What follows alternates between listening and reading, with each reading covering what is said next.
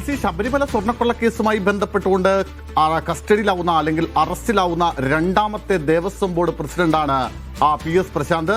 നേരത്തെ നമുക്കറിയാം ആദ്യ പ്രസിഡന്റിന് ശേഷം പിന്നാലെ ഇപ്പോൾ രണ്ടാമത്തെ പ്രസിഡന്റ് കൂടി കസ്റ്റഡിയിലാവുന്നു.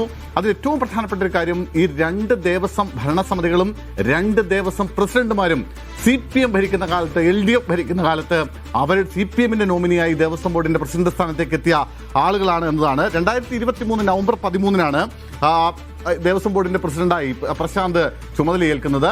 പ്രശാന്ത് ചുമതല ഏറ്റെടുത്തതിന് ശേഷം ഈ സ്വർണ്ണപ്പാളി കടത്തിയ സംഭവങ്ങൾ മറച്ചു വെക്കാനുള്ള മനഃപൂർവ്വമായ ഗൂഢാലോചന നടന്നു.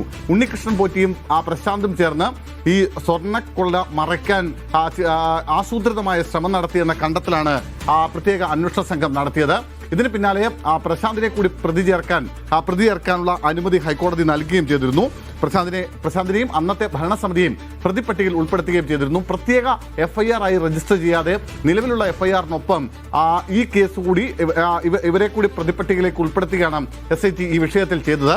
പക്ഷേ ഇതിൽ ഏറ്റവും പ്രധാനപ്പെട്ട കാര്യമെന്ന് പറയുന്നത്, ഇന്ന് പുലർച്ചെ, അതായത് ഒരുപക്ഷെ പ്രശാന്തിന് താൻ അറസ്റ്റിലാവുന്ന വിവരം കൃത്യമായ ചില സൂചനകൾ ലഭിച്ചിരുന്നു എന്ന് വേണം കരുതാൻ.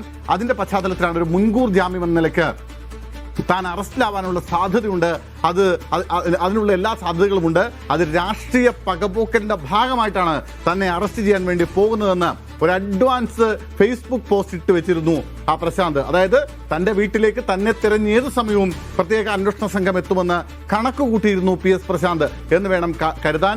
എന്തായാലും അതിന് പിന്നാലെ തന്നെ വീട്ടിൽ വെച്ച് പ്രശാന്തിനെ കസ്റ്റഡിയിലെടുത്തിരിക്കുന്നു. പ്രശാന്തിനെ സംബന്ധിച്ച് നമുക്കറിയാം, അദ്ദേഹം ഒരു കാലഘട്ടത്തിൽ കോൺഗ്രസ്സുകാരനായിരുന്ന ആളാണ്, കോൺഗ്രസ് പ്രവർത്തകനായിരുന്ന ആളാണ്. അതിനുശേഷമാണ് CPM-ലേക്ക് എത്തുന്നത്. പാർട്ടി മാറി CPM-ലേക്ക് വന്നതിന്റെ പാരിതോഷികം എന്ന നിലയ്ക്കാണ് CPM അദ്ദേഹത്തിന് ദേവസ്വം ബോർഡിന്റെ പ്രസിഡന്റ് സ്ഥാനം നൽകുന്നത്. എന്തായാലും ഇവിടെ ഇപ്പോൾ പ്രധാനമായ പ്രശ്നം എന്ന് പറയുന്നത്, രാഷ്ട്രീയമായി അത് വലിയൊരു വിവാദത്തിലേക്ക് വീണ്ടും കടക്കുന്നു എന്നതാണ്. ഒരു ഘട്ടത്തിൽ LDF-നെ അല്ലെങ്കിൽ CPM-നെ വല്ലാണ്ട് കടപുഴകിച്ച ശബരിമല സ്വർണ്ണക്കൊള്ളയിൽ ഇതാ വീണ്ടും CPM പ്രതിസന്ധിയിലേക്ക് പോകുന്നു എന്നതാണ് പ്രശാന്തിന്റെ അറസ്റ്റോടെ ഉണ്ടാകാൻ വേണ്ടി പോകുന്ന പ്രധാനപ്പെട്ട വിഷയം.